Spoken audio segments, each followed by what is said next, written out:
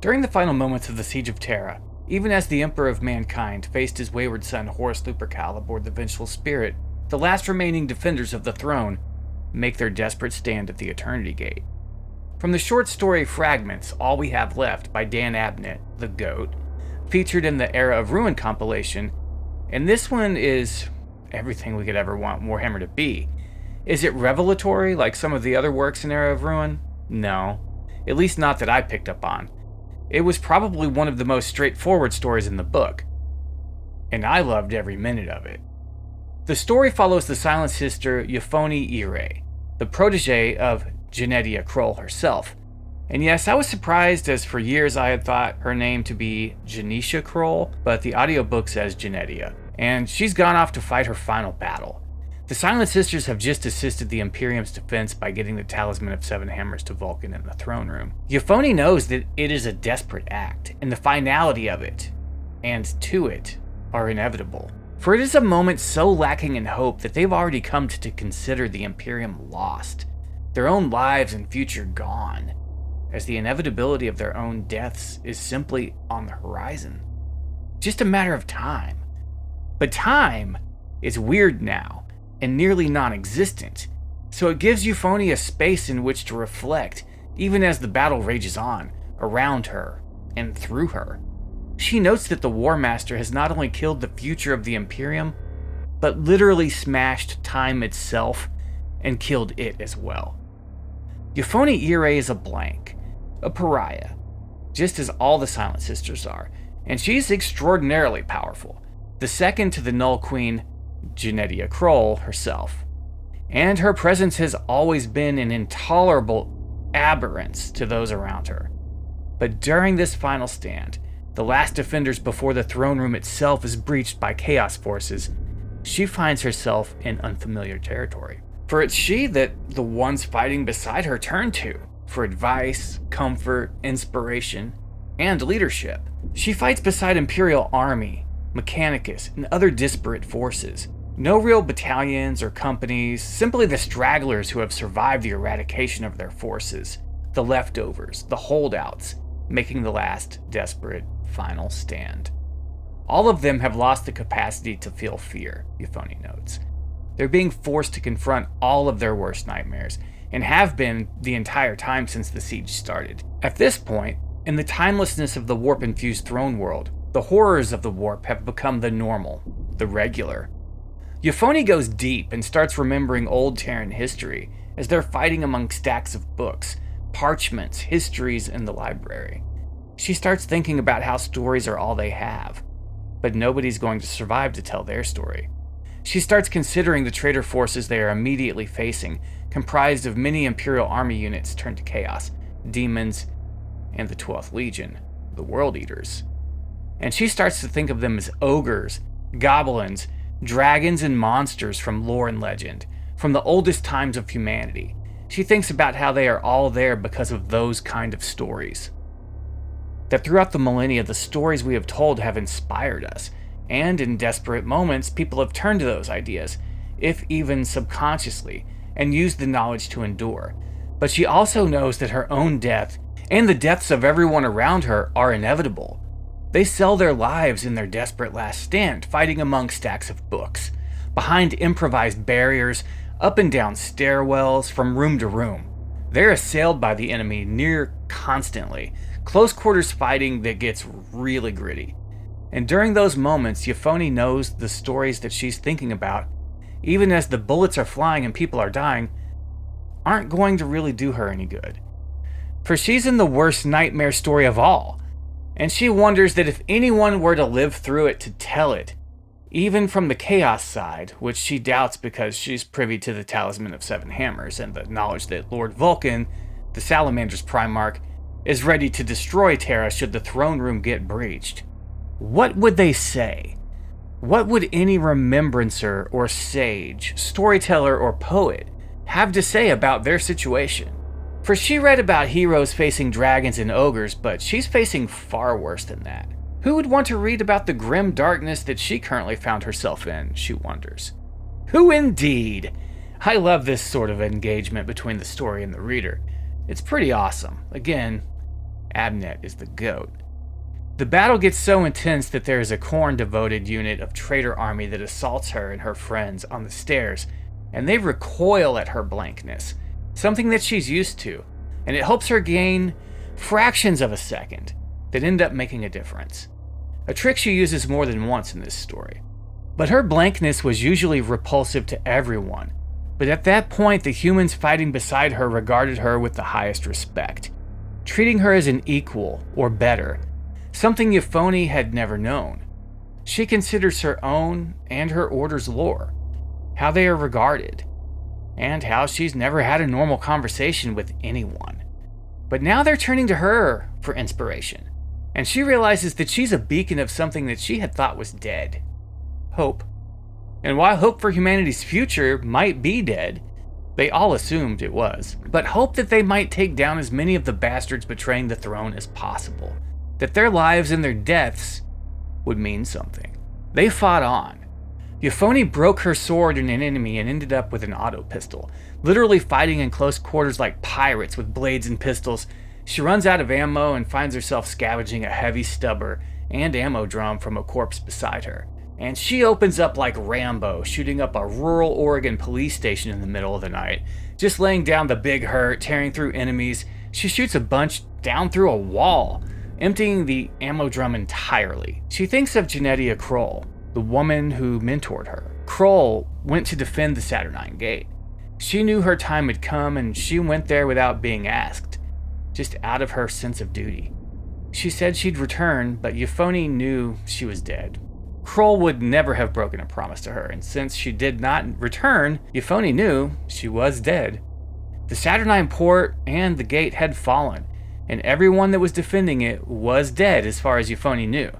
She was saddened that nobody surviving would mean that nobody would know the fate of Genetia, and that the Null Queen's story was lost to history. If there was ever going to be a future where people remembered such things, that Kroll's last stand would never be known to anyone. Another thing lost to the siege, to the treachery of the War Master Horus. The guy who was in charge of the contingent she found herself fighting beside, and shedding blood with, Clade Captain Bleth, took a mortal wound during one of the close combat assaults when the enemy tried to overrun their positions. Euphony Ire had fought with a scavenged weapon, holding back the onslaught even as the troops above her opened up on the advancing enemies. They repelled the attack, but the commander took one in the torso and was dying. He was set up on a pile of books, taken from the front by a handful of troops while Euphony and the others held the line. And then, a World Eater came. And he was doing what World Eaters do. Dude was rampaging, close combat brutality, and he came upon Euphony. He was tearing through anyone and anything that stood between him and his end goal, to get to and through the Eternity Gate. Euphony found herself pummeled, and on the ground, on her back. She opened up with the weapon she found in her hand, an auto pistol, shooting him in the crotch and the lower abdomen, doing no real damage but buying herself enough time to get to her feet. She still enraged the World Eater, the Berserker, and she was about to die. He had his chain blade bearing down on her, into her pauldron, and she did the unthinkable. She screamed. It was a deafening roar of a scream, backed up by the psychic nullness of her soullessness. Something the World Eater did not anticipate, nor even consider a possibility. It was the exact opposite of psychic force, yet it was a force nonetheless. An anti-psychic weapon, like a hydrogen bomb, went off right in this guy's face.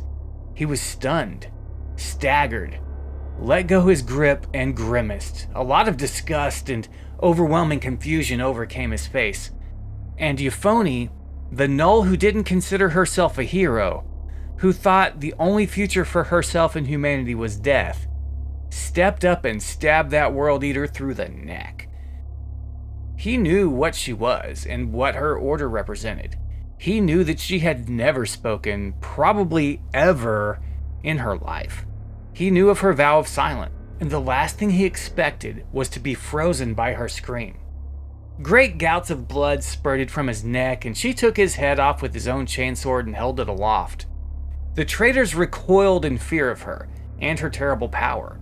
The loyalists, the few remaining defenders of the throne, were whipped into a frenzy, driven to new heights as they beheld the sight. Basically, morale instantly improved in the ranks. The survivors pushed that wave of traitors back, and Euphony Ire went to see her friend, the dying commander. He wanted her to stay with him, a human who actually wanted her in his presence. She couldn't believe it. For the first time, Euphony Ire felt like more than just her role as a null. She felt like a human being, as an equal. And even though she had become a great hero of the Siege of Terra, she was happy just to be looked at as anything more than a horrific aberration. She was asked to tell her story to the Clade Commander, stories being the theme of this story, after all. And she agreed. But Bleth wanted her story, her personal backstory, and she delivered. And it wasn't glamorous or conceited. It was plain, boring, straightforward, and dull at times. But it was hers. It was the truth of who she was, why she was, and how she was. He even laughed a time or two in her presence, something she had never caused in anyone, ever, not even once. It was strange to her. She went back out to rejoin the fight, still caked in the gore of battle and the fresh blood of the World Eater whose head she'd taken. But on the way out the door, Euphony Ire told him she'd return to speak with him some more. She promised, in fact, as nobody had ever actually requested her company on a personal level before. It was quite moving for her and touched her deeply. She was fully acknowledged as an equal and as a human being. And Euphony Ire did in fact keep her promise, and returned. But she did not speak with him again. He was dead by the time she returned. The battle won, the siege lifted, the throne world in ruins, the Emperor in a state of perpetual death upon the Golden Throne. Euphony Ire remained, and so the story of her valiant last stand and those who fought beside her can be remembered by we, the historians of a distant age, piecing together the events that occurred surrounding the worst tragedy humanity has ever known. For if eternity was breached, Lord Vulcan of the 18th Legion would surely have activated the Talisman of Seven Hammers, destroying the throne world entirely and leaving Horus with nothing more than a Pyrrhic victory. And the only thing that kept that from happening was the desperate last stand of a Null Maiden and a handful of stragglers who had already been thrust into the jaws of death and chewed on a little. Few know this story, both in the real world and in the Warhammer lore, but it is a tale of true heroism, true duty and loyalty, and how desperation and the glimmer of hope that stories of heroes can provide can inspire us to step up ourselves in the most trying of times. It is a story that flies under the radar. There's no band-aid getting ripped off here, no big revelation, just the harrowing tale of a desperate last stand and how an unexpected hero stepped up in the time of need. This story really made me like the Sisters of Silence so much more. I was already a fan, as they're super dark with the black ships and their role in the current Warhammer 40k timeline, and I find them intriguing. But this story just made me double down on it, and I find myself really digging Genetia Kroll, and I still want to say Janisha every time I read it, but Euphony Ire is one of my favorite characters of all now. So what's her name mean? Euphony means sweet and harmonious sound, and pertains specifically to the spoken word. And Ire means dawn or day, if I recall correctly. So her name is a clue, like many of the names in Warhammer lore, especially Abnet's work. She represents the new dawn. She broke her vow of silence, but saved everything that she took that vow to protect, in a moment when keeping her mouth closed, and thus keeping her vow, would have resulted in her forces getting overrun. And they were all that stood between the traitors and the Eternity Gate. For if Ire had simply kept her vow, and been killed by the World Eater, and death was something she had already saw as inevitable due to the magnitude of the conflict, but if she had remained true to her vow of silence, the gate would have fallen. Was it all because she knew that Vulcan would trigger the talisman? Was it a desperate act of survival instinct? To me, in her mind, she was already dead. What did she have to lose? Nothing more than a vow, an oath, to sisters who were dead already. So to me, having accepted her death, she was acting in the role of a revenant, a banshee, a vengeful soul screaming in the face of its killer. To me, this one is as good as Warhammer gets. Introspective and lore-heavy, fourth wall teasing but not breaking, but super brutal, super gory, just over-the-top bloodfest. Just like I'd imagine a final stand keeping the enemy back from the Eternity Gate would be like.